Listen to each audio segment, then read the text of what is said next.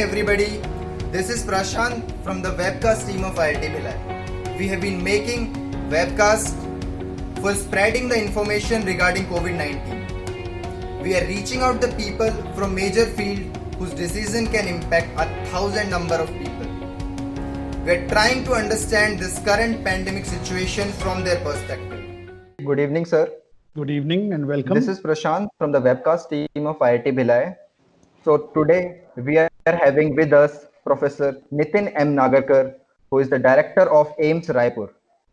AIIMS has played a pivotal role in ensuring a stable situation in Chhattisgarh. We are in debt to you for your selfless services and congratulates you, sir, for the milestone you have achieved so far with the AIIMS Raipur. Thank you, sir, for joining us today. Thank you very much, and my best wishes to my young colleagues from IIT Bhilai, and special thanks for organizing this wonderful webcast where I can reach out to different sections of society and especially the younger students. We are always very keen to interact with them because you are the torch bearers for all of us. And thank you very much for the praise for AIIMS Raipur. It was just not possible without the support of my entire team, the public over here, and of course all the government functionaries in the central government and the state government. So I think if you have any questions and queries, so we can go directly to them now. Fine, sir. Thank you, sir, for appreciating our efforts, and we'll just directly jump to the questions. Sure. Right. So, like, our first question is, like, how are you, sir? How are you feeling now in this current pandemic situation? Yeah, it's something unique. So that's like the most important question to ask in this. I think so. People keep asking me, how are you feeling? Are you taking care of yourself? And yes, I am. We have to, because we are actually working 24/7 for the last few months now.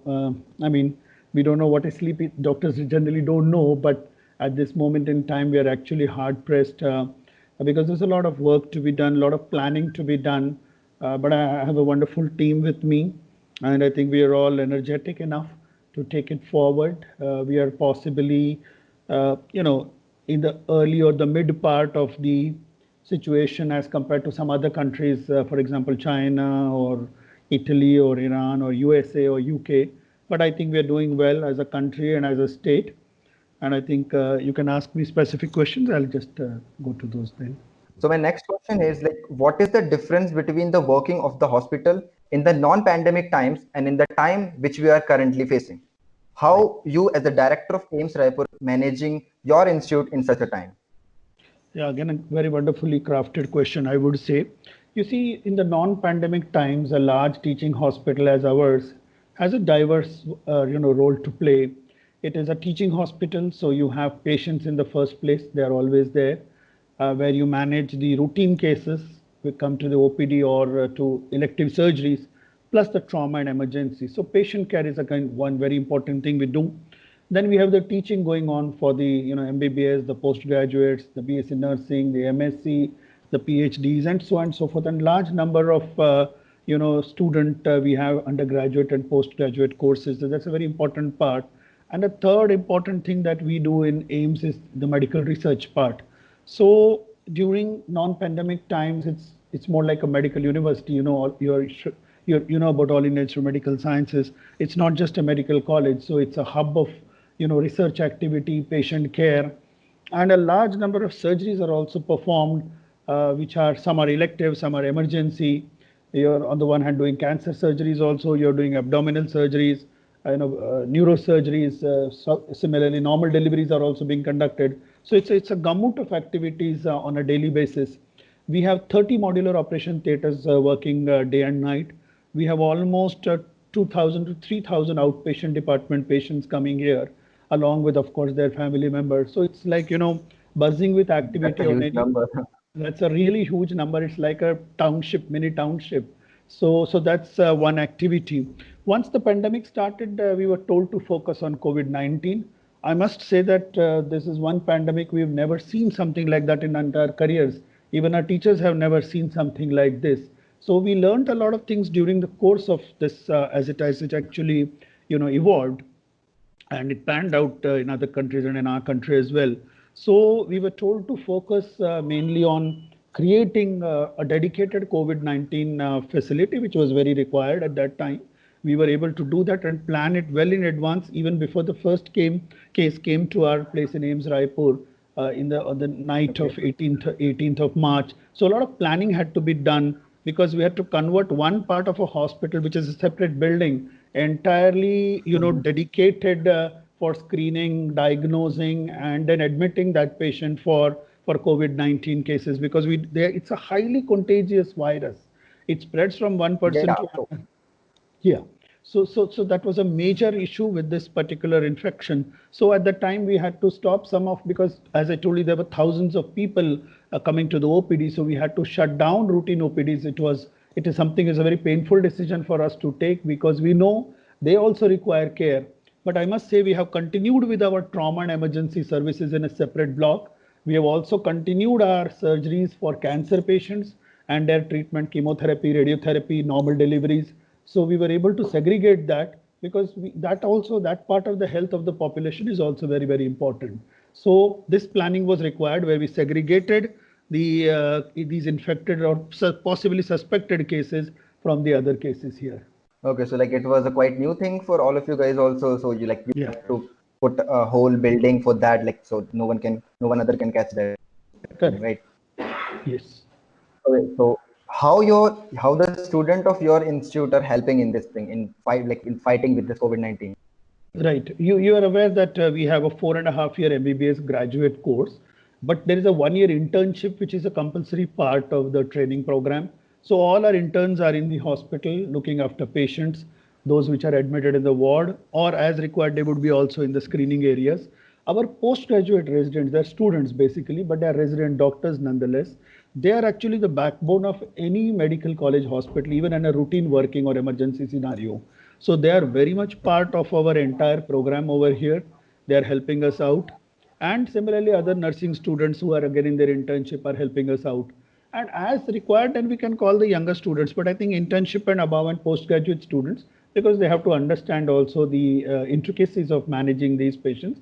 So under the guidance of the seniors, the resident doctors and faculty members, the students are certainly helping. Okay, so like in this situation, you cannot allow anyone to get near the patient, right? So you just allowed the expert ones, the postgraduate one, to go near the patients and to help them, Yeah. right? Yeah, even the nurses have to go, even the resident doctors have to go, but they have to go in entirely, in a full gear, the personal protective equipment, the PPE devices. And based on if it is a COVID-19 positive proven patient, a lot of precautions need to be taken because, as I said, it's a highly contagious disease. Another aspect is when we are doing the testing of these cases, taking the sample, some of the suspect cases could actually be a positive case. So a lot of protection has to be done that time also, taken that time. Then those in the labs, again, we have got excellent lab where the viral research diagnostic lab, where they do the work. There again, you have these doctors helping us out. Again, they have to take a lot of precautions when they're handling these possibly infected samples also. My next question is like, as to the best of our knowledge, we have found that there is only one place to test coronavirus in our state of Chhattisgarh, which is AIIMS Raipur. This leads to a situation where the number of tests conducted in Chhattisgarh are very low. Right. My real concern is that the low number of tests might be the reason we have detected less number of positive cases in our state. What's your opinion on that? Okay, fine. See, let me clarify that initially, when this, we were aware that this kind of an infection has come to Asia, starting from China. Initially, it was National Institute of Virology, Pune, which was only conducting those tests. We, being a premier institute, we were fortunate that amongst the first few other hospitals which got the permission on 3rd of March of this year, we got the permission to start the testing.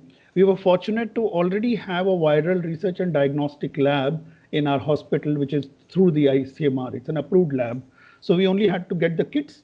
We were already conducting various tests for such, for example, other viral infections like H1N1 or hepatitis and so forth. So we had a lot of technical expertise, faculty members, scientists who were already working on viral diseases. And they have worked day and night. I must really compliment my team in the VRDL. We have Dr. Anudita Bhargav, Dr. S.S. Negi, Dr. Padma Das, and along with them, scientists have worked day and night, and they have done more than 9,000 tests so far. One good thing which has happened is that AIIMS Raipur has been given the mandate for developing labs in certain medical colleges, 8 medical colleges of Chhattisgarh and 4 of Jharkhand. So we are Okay, mentoring that's those. cool. So we are mentoring those 8 and 4, 12 medical colleges. And of that, I must say that already the medical college in Raipur we have approved. They have started doing testing already. Jagdalpur Medical College, again, it's a government medical college. They have already started testing, and we have supported their team even in training their personnel and also validating their test results. And then after that, there are a few more medical colleges, for example, Raigad Medical College or Rajnandgaon and Bilaspur, which are ready in the next few weeks to start the testing. Similarly, we've helped in Jharkhand also because being in central India, we have a role to play for these 2 states over here. So we were able to start a few labs in Jharkhand also.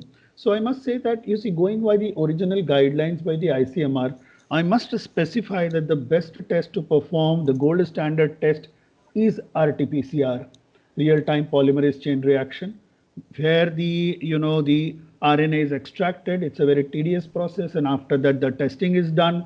It's a labor-intensive process, but it is the gold standard. It might take around 6 to 8 hours, and our lab is working day and night to provide these samples. So initially, the ICMR had clarified people who had come from abroad or required sampling and screening for those patients, or healthcare workers who came in their contact, or patients with severe acute respiratory infection, and so on and so forth. So we exactly were able to do that, and our whatever samples have come 400, 500 per day also. You can imagine it's such a tedious job for every test which takes 6 to 8 hours, but they have cleared almost 300, 400, even up to sometimes 500 a day by working continuously round the clock without a single minute's break in the night even. So that's, I must compliment my team. We've done a good number of tests. The other medical colleges are going to supplement this testing for sure. So that is, on one hand, we have the RT-PCR, which is the gold standard test. There are certain tests which are, which are being approved only for those hotspots as surveillance tests, the rapid kit tests. You see, why it takes time is, here you have to take a swab. For the RT-PCR test, a swab has to be taken from the oral cavity or the nasal cavity. The secretions are taken, and then accordingly, it is tested for the virus antigen. The serology is basically a blood test, a point of care test. It's based on the antibody. The antibody is against the antigen which is of the virus. So any viral infection is supposed to produce some antibodies, IgG, IgM, and so on and so forth. So those tests are basically for diagnosing the antibody, but it's a variable response. As of now, certain bodies have not approved of those, but I think in areas where you have to conduct a very large number of tests, those rapid kit tests are required. But our lab will continue to perform RT-PCR. We provided multiple machines. More than 2 machines have been given, 3 machines, more number of manpower has been provided. That's for our lab. Similarly, we have supported the labs in the state, and I believe that we will be able to do more number of tests. But as I said, RT-PCR gold standard, but definitely more labor intensive and time taking tests. Okay, so by saying that this, like you have done more than 9,000 cases, I think you have done a good number of tests actually. And I must say that you are not limited by the boundary of the Chhattisgarh, as you are also helping the other states like Jharkhand to help them. And Sure. you're also helping the state. I will appreciate, I'll compliment your team for that, and you also. Thank you. Okay, so our next question is like, when we started our fight against COVID-19, sometime in mid-March, Yeah. that time our doctors had limited knowledge on this virus. Social distancing seemed like our only weapon against it, right? Today we know a bit more about it, and our doctors are able to do a better job at diagnosing and treating patients, as you have said. When do you think we will become capable of defeating this virus? Yeah, good question again. You see, what happened was that, as you know, that the WHO declared, suppose the first case was seen sometime in China in December, or they saw a cluster of cases in January of this year or December of last year. So, and then very rapidly it spread to other countries. Thailand was the other country where they found that the infection had spread over there. On 11th of March, the WHO finally decided, yes, it is a pandemic. As of today, more than 200 countries have this infection. almost we are reaching 30 lakh figure world over, and of them almost 2 lakh deaths. There is a death rate of around 7%. Nonetheless, around 30% That's a patients, considerable thing. that's a considerable number, but around 28, 29% patients have recovered also. So there are certain positives about this also, that most of this infection which caused mortality, it was generally in the elderly population or those who had comorbidities, that is more other conditions like say cardiac disease or kidney disease, or they were having lowered immunity for certain reasons. Those were the patients who actually had greater mortality. So if we consider Italy, for example, they have higher mortality, or Spain has a higher mortality, more than 10%. And the major reason being that they have more patients of the elderly population over there. In India, we have been fortunate. We have around 26,000 cases as of today. The numbers, of course, keep changing. You are aware of that.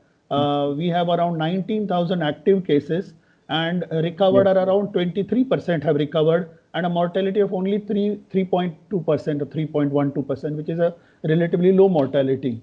And coming to Chhattisgarh, as I said, ours was the lab which has been diagnosing. So in the whole state, say about a population of almost 2.5 crores or so, just above that, we have confirmed 37 cases so far. And of those, only 5 are now remaining. 32 have already been discharged. 30 of them were actually admitted in our AIIMS only. One was in Bilaspur, one was in So that's Rajnandgaon. like more than 80% are now. Yeah, and fortunately, I would say Yes, like more than 80% are fine now. are fine now. And we have certain ICMR guidelines of doing at least 2 negative tests 24 hour apart. Again, they have to be RT-PCR tests, which are confirmatory. Only then we are able to discharge these patients. So we have learned a lot during these last few months. Initially, there were no medications, or we don't have, any vaccines. You know that smallpox was there for so many generations. We were able to eradicate it because vaccines were available. Yeah. Polio, for example, or to a great extent, we have also some bacterial diseases like tuberculosis. We can control to a great extent. Good medications are available. Plague in the past used to kill a lot in pandemics. It is a bacterial disease caused by Yersinia pestis. We have antibiotics against those. So this viral infection is a relatively new viral infection. Certain medications have been tried with varying degrees of success, but in the medical profession, we require hard evidence. We practice evidence-based medicine. Evidence-based medicine means until unless you have validated your results over a certain duration of period, over a certain large population, you cannot say that this is the best treatment yet. But I must say that India, with its relatively lesser number of cases, has done exceptionally well. The lockdown has helped us to reduce the person-to-person transmission. As I mentioned that it's a highly contagious disease and spreads from person A to person B very rapidly. This protection was very important in our country, where you have more than 1.3 billion population, a very dense population, especially in the metro cities. This social distancing was the first weapon, very rightly you have mentioned, that we had with us. It has helped us to reduce the initial burden of disease that we faced. At the same time, it helped us to prepare. Preparedness was the key. It helped us to prepare our medical services towards an enemy which we have never foreseen before. So we at the same time learned a lot from the experiences of other countries. The WHO also kept giving us guidelines.